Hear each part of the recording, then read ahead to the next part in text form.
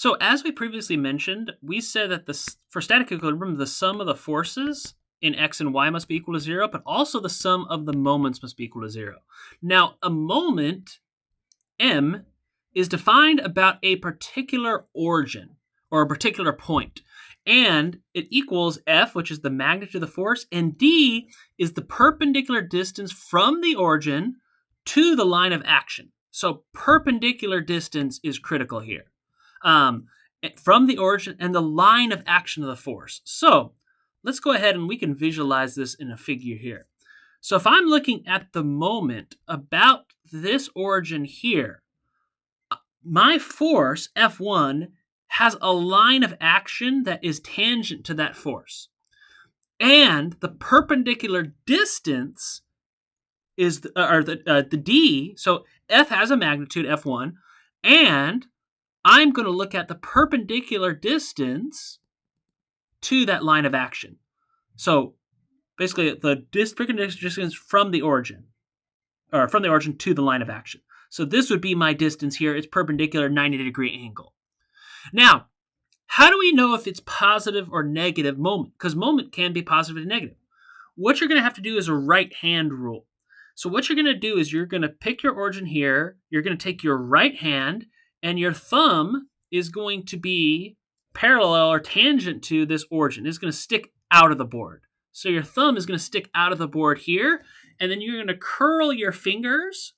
You're going to take your fingers, and you're going to align your fingers with this direction, or basically around that perpendicular distance, and you're going to curl your fingers in the direction of where the force is being applied here. So your fingers here would curl around like this, and that would be positive because it's counterclockwise direction. If I was to look at this force, so this line of action here, this would be my perpendicular distance D2. If I want to curl the direction of the force, I have to actually switch my thumb direction, meaning I would have to put my thumb into the board instead of out of the board.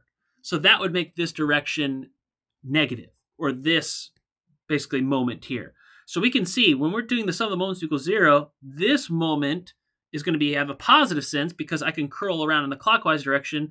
This is going to go counterclockwise, so that's going to give me my negative, or clockwise, excuse me, so that'll give me my negative notation. And we can still see all of our moments here. Fantastic. And we'll come back to that a little bit, or quite a bit, or not quite a bit later, but we're going to come back to that in just a bit too. Now, additionally, we can also define, we're going to have some other forces that emerge. So one common force that we're going to see in a lot of mechanical designs and systems is a spring force here. So spring force is just F equals K, X. K is our spring constant.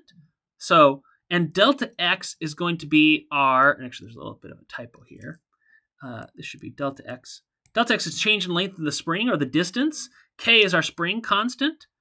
And K has units of what? Oops, let's go to that equation.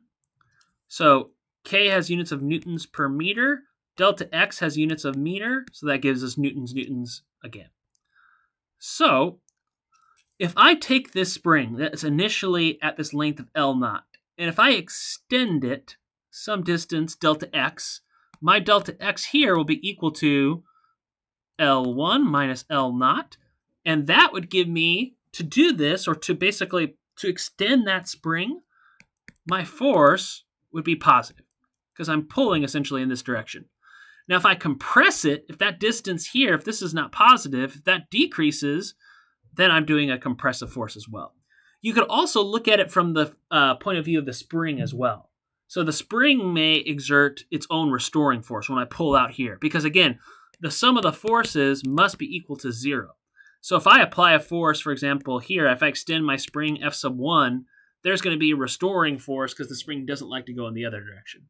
But you can define that, and we can actually figure that out as well.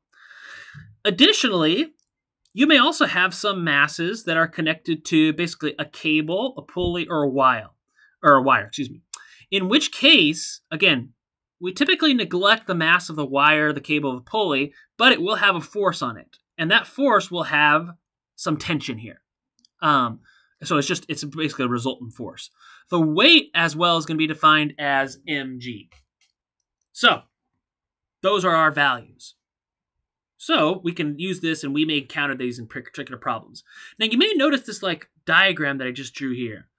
This is extremely important. It's called a free body diagram, and we're going to get into that in the next video. So we'll see you then. Thanks. Bye.